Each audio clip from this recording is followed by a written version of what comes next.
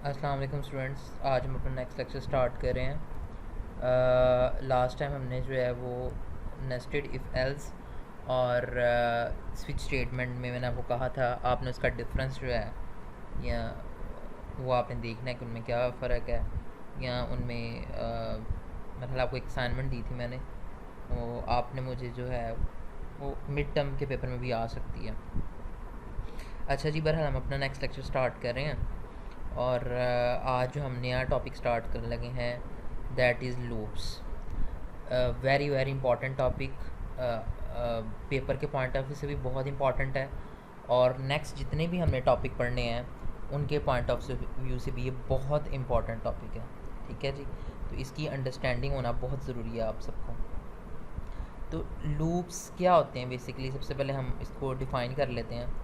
A type of control structure that repeats a statement or set of statements is known as loop structure।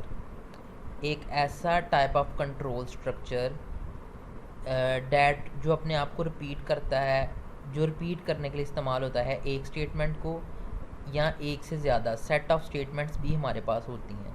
ठीक है, इसको हम क्या कहते हैं, लूप कहते हैं। अगर मैं फॉर एग्ज़ाम्पल आपसे कहूँ कि मैं प्रिंट करवाना चाहता हूँ हेलो वर्ड, एक वर्ड है मतलब जो मैंने आपको पहले प्रोग्राम में करवाया था हेलो वर्ड, या मैं प्रिंट करवाना चाहता हूँ आई लव पाकिस्तान। आई लव पाकिस्तान 10 टाइम्स जो है प्रिंट करवाना चाहता हूँ, तो मुझे क्या करना पड़ेगा, मुझे बार बार लिखना पड़ेगा cout I love Pakistan, cout I love Pakistan, cout I love Pakistan. कितनी दफ़ा लिखना पड़ेगा, 10 दफ़ा लिखना पड़ेगा सी आउट। तो ये काम तो मतलब बहुत लेंथी हो जाएगा। अगर मैं, ये तो अभी सिर्फ 10 टाइम्स क्या, अगर मैं 100 टाइम्स जो है आउटपुट स्क्रीन पे लिखा हुआ नज़र आना चाहिए आई लव पाकिस्तान। ठीक है, तो आपको इसका मतलब है cout I love Pakistan 100 times लिखना पड़ेगा, जो कि एक बहुत डिफ़िकल्ट टास्क है। तो इसका सलूशन हमें जो है वो लूप देते हैं कि अगर आपने एक ही आपके पास स्टेटमेंट है, अगर आप उसे बार बार जो है रिपीट करवाना चाहते हैं, ठीक है, वो एक स्टेटमेंट भी हो सकती है और एक से ज़्यादा स्टेटमेंट भी होती हैं, ये भी आपने याद रखना है। ज़रूरी नहीं कि एक ही सिर्फ आई लव पाकिस्तान या आप 100 टाइम्स प्रिंट करवाना चाहते हैं, हो सकता है आप उसके साथ ये भी प्रिंट करवाना चाहते हो आई लव पंजाब, तो ये दोनों स्टेटमेंट आप 100 टाइम्स प्रिंट करवाना चाहते हैं, इसका मतलब आपको 200 टाइम्स लिखनी पड़ेंगी।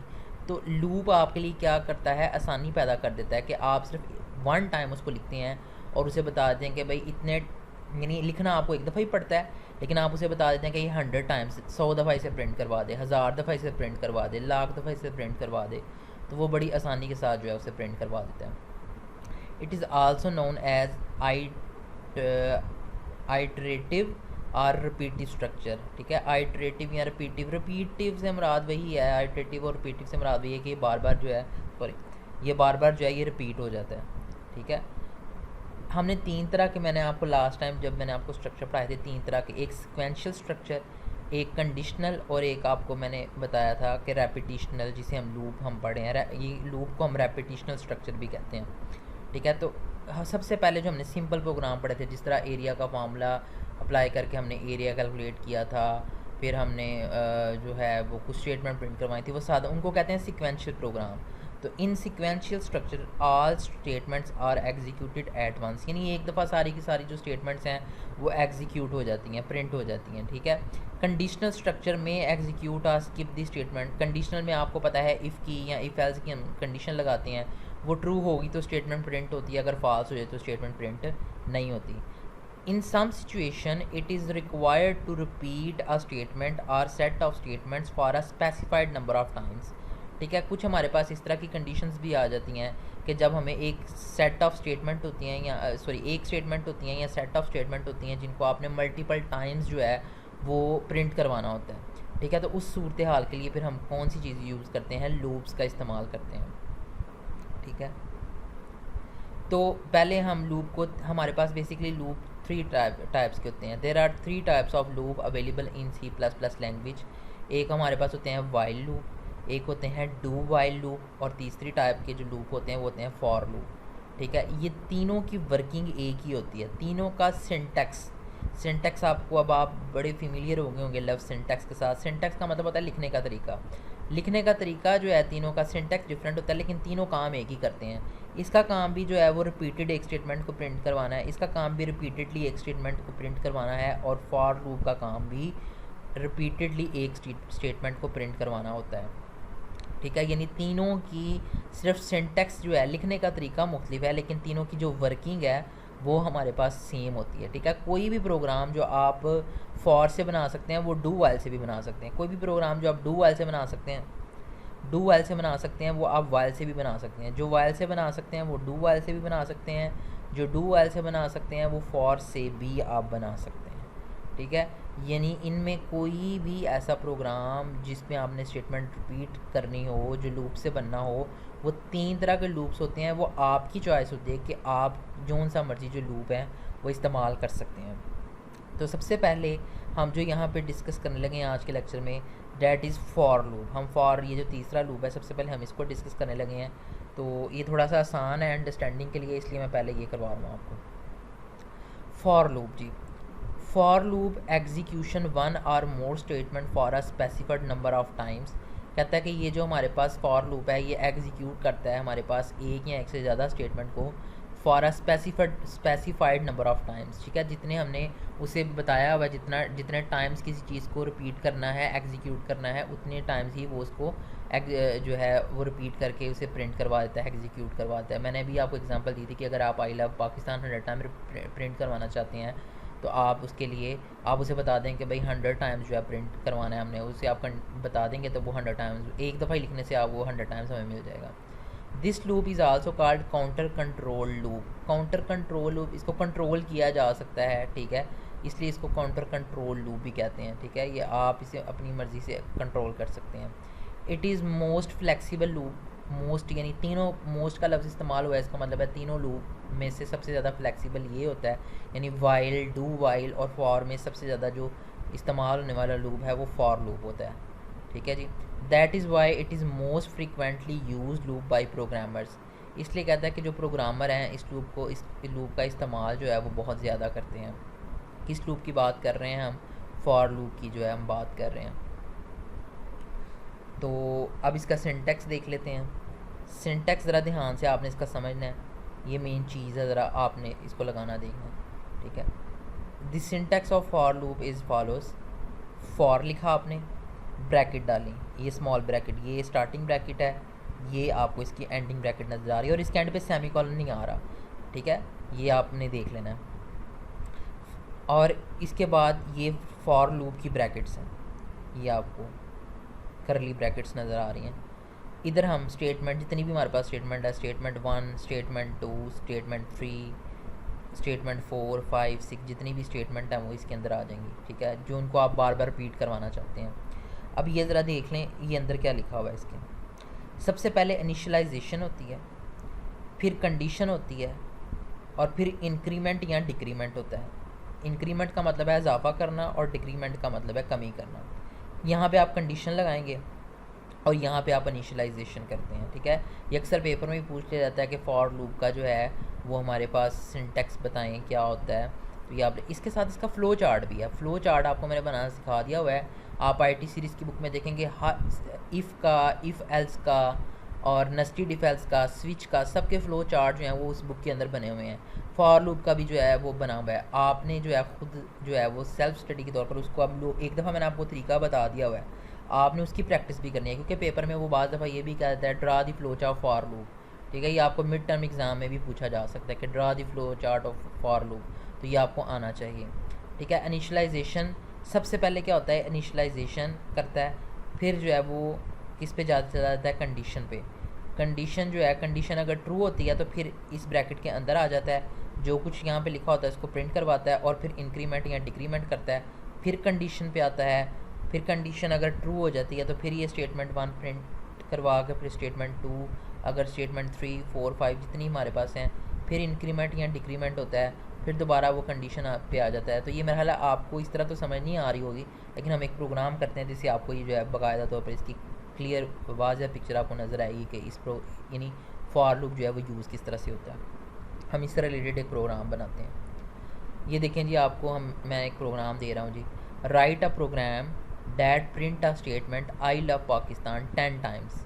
ठीक है, अब ये आपके पास प्रोग्राम गिवन है। अब आपके पास, आप सोचते होंगे सबसे पहले तो आप आई लव पाकिस्तान, तो आपको पता ही है अगर कुछ स्टेटमेंट एज टिस प्रिंट करवानी है तो सी आउट लिखते हैं, सी आउट के अंदर लिखते हैं, यानी इन्वर्टेड कॉमर्स के अंदर लिखते हैं। तो आप क्या लिखेंगे, सी आउट आई लव पाकिस्तान 10 दफ़ा लिख देंगे, यानी मेन लिखेंगे, मेन के बाद यहाँ पे cout I love Pakistan, cout I love Pakistan, cout I love Pakistan 10 दफ़ा लिख देंगे, उसको गेट सी एच करेंगे तो प्रिंट हो जाएगा। लेकिन आपको 10 दफ़ा मेहनत करने की ज़रूरत नहीं है, लूप आपके लिए आसानी पैदा करता है। ठीक है, अब ये ज़रा देखें, मैं इसी प्रोग्राम को लूप से एक लाइन में जो है इसको ख़त्म कर दूँगा। इनक्लूड, ये हेडर फाइल्स बिल्कुल वैसे ही आनी है, ये तमाम बच्चों को पता है, मेन आना ही आना है। ये मेन की आगे प्रोग्राम की ब्रैकेट शुरू हो गई। अब हम ज़रा फॉर लूप लगाने लगे। For int I is equal to 1, sorry, यहाँ पे इंट जो है सबसे पहले आपको बताया हुआ है कि जब भी कोई वेरिएबल इस्तेमाल करते हैं उसको जो है वो डिक्लेयर करना ज़रूरी होता है। तो ये डिक्लेरेशन और इनिशियलाइजेशन एट अ टाइम हो रही है। ठीक है, आप यहाँ ऐसे लिख सकते, पहले आप इंट आई लिख देते और यहाँ पे सिर्फ आई इज़ इक्वल टू 1 लिखते थे, ये काम भी हो सकता था, लेकिन मैंने एट अ टाइम इनिशियलाइजेशन भी कर दिया है और डिक्लेरेशन भी कर दिया है। ये इनिशियलाइजेशन होगी जी, पहला जो हमारे पास, ये मैं आपको दिखा देता हूँ, ये पहला जो स्टेप था इनिशियलाइजेशन वाला। अगला हमारे पास स्टेप है कंडीशन। अब देखें ज़रा कंडीशन आपने कैसे सेट करनी है, ज़रा इंपॉर्टेंट काम है। आपने ये स्टेटमेंट कितनी दफ़ा प्रिंट करवानी है, मैंने आपसे कहा 10 टाइम्स, तो आप लिखेंगे i less than or equal to 10। ठीक है, अगर मैं कहता है 20 टाइम्स प्रिंट करवानी है तो i less than or equal to 20। अगर मैं आपसे कहता है 30 टाइम्स प्रिंट करवानी है, आप क्या लिखते i less than or equal to 30। अगर मैं आपसे कहता है कि 100 टाइम्स प्रिंट करवानी है तो आप क्या लिखते i less than or equal to 100। और उसके बाद आई प्लस प्लस। ठीक है, मैंने यहाँ पे आई प्लस प्लस इंक्रीमेंट कर दिया। मोस्टली प्रोग्राम में इंक्रीमेंट ही होता है, डिक्रीमेंट वाला भी हम एक आधा प्रोग्राम देखेंगे जिसमें आपको बताऊँगा, वो और तरह से होता है। बहरहाल चलें जी, अब आई प्लस प्लस कर दिया, ये इंक्रीमेंट का तरीका होता है, यानी जो भी आप वेरिएबल इस्तेमाल कर रहे हैं उसको प्लस प्लस लिखते हैं, इसको कहते हैं इंक्रीमेंट। यानी प्लस प्लस का मतलब है इसमें एक का इजाफा कर देगा। अच्छा, ये भी आपको समझा देता हूँ अभी बहरहाल। उसके बाद देखें, मैंने फॉर की ब्रैकेट शुरू कर दी और लिख दिया आई लव पाकिस्तान। चूँकि मैंने एक ही स्टेटमेंट प्रिंट करवानी थी, प्रोग्राम के अंदर रिक्वायर्ड ही एक स्टेटमेंट थी, तो मैंने जस्ट एक स्टेटमेंट लिख ली और उसके बाद एंड एल लिख दिया। एंड एल का मतलब है कि ये जब प्रिंट हो जाए तो ये जो हमारा कर्सर है वो नेक्स्ट लाइन पे चल जाए। एंड एल यानी एंड लाइन, यानी एक दफ़ा प्रिंट करवाने के बाद वो अगली लाइन पे जाके प्रिंट करवाए, ये ना हो कि इसके आगे प्रिंट करवा दे, इसलिए ये एंड एल स्टेटमेंट यूज़ करते हैं। इसका मैंने आपको इस्तेमाल पहले भी बताया हुआ। अच्छा जी, उसके बाद देखें जी, मैंने ये फॉर लूप की ब्रैकेट बंद की, गेट सी एच कर दिया और उसके बाद ये प्रोग्राम भी ख़त्म कर दिया। अब ज़रा अपने ध्यान से देखना ये प्रोग्राम की वर्किंग किस तरह से करेगा। For int I is equal to 1, I की वैल्यू 1 से स्टार्ट कर रहा है। अब ये कंडीशन पे चला जाएगा, आई इज़ लेस दैन और इक्वल टू 10। आई की वैल्यू कितनी है, शुरू में हमने ली 1 डिक्लेयर की हुई है, इनिशलाइज करवाई हुई है। इसका मतलब है 1 लेस दैन और इक्वल टू 10 कंडीशन चेक कर रहा है क्या एक छोटा होता है या बराबर है 10 से, तो बिल्कुल एक छोटा है 10 से, कंडीशन ट्रू हो रही है। इसका मतलब है जैसे ही कंडीशन ट्रू होगी तो ये फॉर लूप की ब्रैकेट के अंदर आ जाएगा और यहाँ पे जो कुछ लिखा हुआ है इसे प्रिंट करवाएगा। क्या लिखा हुआ है जी, आई लव पाकिस्तान, तो ये आई लव पाकिस्तान प्रिंट करवा देगा। एंड एल का मतलब है अब कर्सर हमारा अगली लाइन पे चला जाएगा। अब उसके बाद नीचे देखेगा, नीचे कुछ लिखा हुआ है, नीचे कुछ नहीं लिखा हुआ, आप देख लें ये फॉर लूप की ब्रैकेट क्लोज हो रही है, नीचे कुछ भी नहीं लिखा हुआ। इसका मतलब है नीचे कुछ लिखा होता तो उसको भी प्रिंट करवा देता, नीचे बहरहाल कुछ भी नहीं लिखा हुआ, तो अब ये यहाँ पे आ जाएगा, इंक्रीमेंट करेगा आई प्लस प्लस। यानी आई की वैल्यू कहाँ से स्टार्ट, आई की वैल्यू कहाँ से स्टार्ट हुई थी, 1 से स्टार्ट हुई थी, तो 1 से स्टार्ट हुई थी। एक दफ़ा इसने प्रिंट करवाने के जैसे ही उसके बाद ये कंडीशन पे आया, कंडीशन ट्रू हुई, इसके अंदर आ गया, इसके अंदर आके इसे नीचे कुछ भी नहीं मिला, अब ये इधर से इधर जाएगा, आई की वैल्यू में इंक्रीमेंट कर देगा। अब आई की वैल्यू 1 नहीं रहेगी बल्कि क्या हो जाएगी, 2 हो जाएगी। आई प्लस प्लस का मतलब है आई की वैल्यू में एक का इजाफा हो गया। जब आई की वैल्यू 2 होगी फिर कंडीशन पे आएगा, कंडीशन पे आके अब आई की वैल्यू कितनी हो चुकी है, 2 हो चुकी है। 2 इज़ लेस दैन और equal to 10, condition again true होगी, यानी 2 छोटा है 10 से, बिल्कुल ठीक बात है। फिर इसके अंदर आ जाएगा, फिर ये प्रिंट करवाएगा आई लव पाकिस्तान और एंड एल कर देगा, मतलब अगली लाइन पे भेज देगा इसको, कर्सर को। फिर यहाँ ये करने के बाद, एक मिनट ज़रा, फिर ये करने के बाद आई की वैल्यू में फिर इजाफा कर रहा है, आई प्लस प्लस। आई की वैल्यू कितनी हो जाएगी, 3 or less than or equal, 3 छोटा है या बराबर है 10 के, कंडीशन अगेन ट्रू हो गई। फिर इसके अंदर आएगा और एक दफ़ा प्रिंट करवा देगा आई लव पाकिस्तान।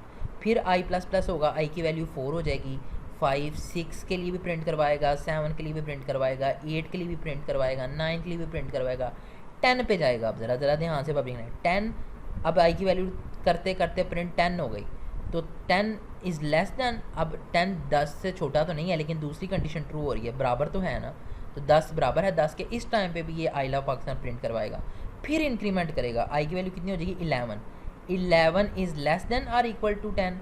अब कंडीशन क्या हो जाएगी, फॉल्स हो जाएगी। जब फॉल्स हो जाएगी तो इस फॉर लूप के इस ब्रैकेट से ये बाहर निकल आएगा, बाहर निकलेगा तो इसे क्या मिला है, get C H. Get C H का मतलब है प्रोग्राम टर्मिनेट हो जाएगा और प्रोग्राम हमारा ख़त्म हो जाएगा। अब अगर हम इसकी आउटपुट देखें तो ये देखें आपको 10 दफ़ा आई लव पाकिस्तान लिखा हुआ नज़र आ रहा है। ये अब ज़रा आउटपुट में ज़रा समझा देता हूँ आपको, सॉरी। ये आई लव पाकिस्तान लिखा कब नज़र आया, कब नज़र आएगा जब आई की वैल्यू 1 थी। ये कब लिखा गया, जब आई की वैल्यू 2 हुई। ये कब लिखा गया, जब आई की वैल्यू में इंक्रीमेंट होकर 3 हो गई थी।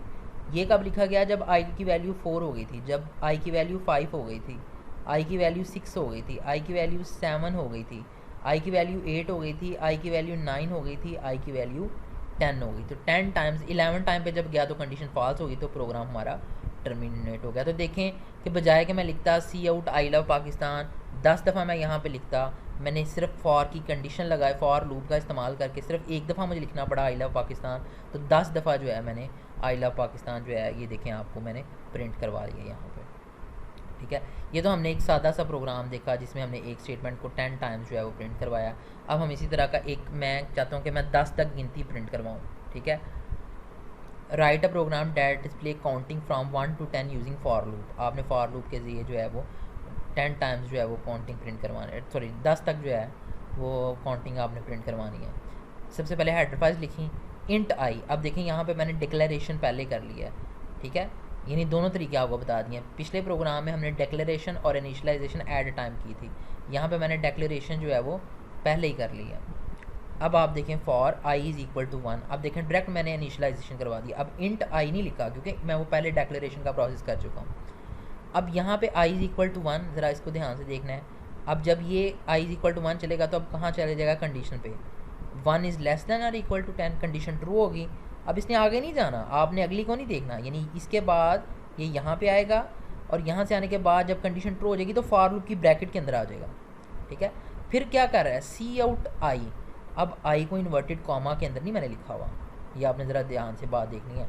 आई वैसे ही लिखा हुआ है, इसका मतलब है आई की जो वैल्यू है वो स्टोर होगी। तो आई की वैल्यू क्या चल रही है, 1 चल रही है, तो यहाँ पे क्या प्रिंट हो जाएगा, 1 प्रिंट हो जाएगा। एंड एल इसका मतलब है नेक्स्ट टाइम पे चल जाएगा। अब इसकी कंडीशन चेक करें, अब यहाँ पे इंक्रीमेंट पे आएगा आई प्लस प्लस, अब आई की वैल्यू कितनी हो जाएगी, 2 हो जाएगी। फिर इस इधर यहाँ से इस कंडीशन को चेक करेगा, 2 इज़ लेस दैन और equal to 10, condition again true हो जाएगी। तो फिर इस लूप की ब्रैकेट के अंदर आ जाएगा सी आउट, यहाँ पे क्या प्रिंट करवा देगा, 2 प्रिंट करवा देगा। फिर एंडल हो जाएगा, यानी अगली लाइन पे कर्सर चला जाएगा। कर्सर का मतलब है यानी 2 लिख के फिर अगली लाइन आ जाए, अगर नहीं लिखते तो फिर एक ही लाइन में सारा ये प्रिंट हो जाएंगे।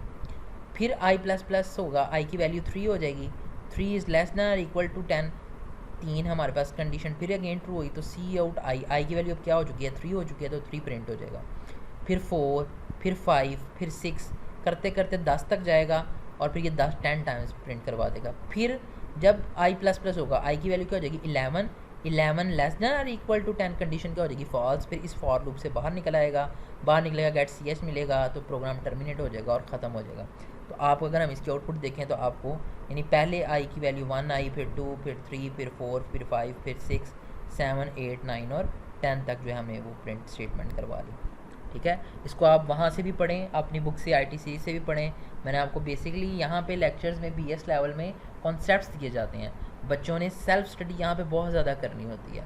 यहाँ पे FSC की तरह काम नहीं होता कि आपको एक एक चीज़ जो है या एक एक बात जो है उस तरह आपको बताई जाए, लिखवाया जाए। यूनिवर्सिटी लेवल की जो स्टडी है वो इंटर लेवल और मैट्रिक लेवल से बहुत डिफरेंट होती है। यहाँ पे स्टूडेंट्स ने खुद बहुत ज़्यादा काम करना होता है। ठीक है, यहाँ पे बेसिकली आपको सिर्फ कॉन्सेप्ट्स दिए जाते हैं, आपने मैक्सिमम काम जो है वो खुद करना होता है। ठीक है, तो ये बात आप समझें और इसकी लाजमी आप जो है स्टडी साथ साथ जारी रखें। बुक के बगैर आप नहीं चल सकते, तो बुक को जो है टच साथ लाजमी रखें।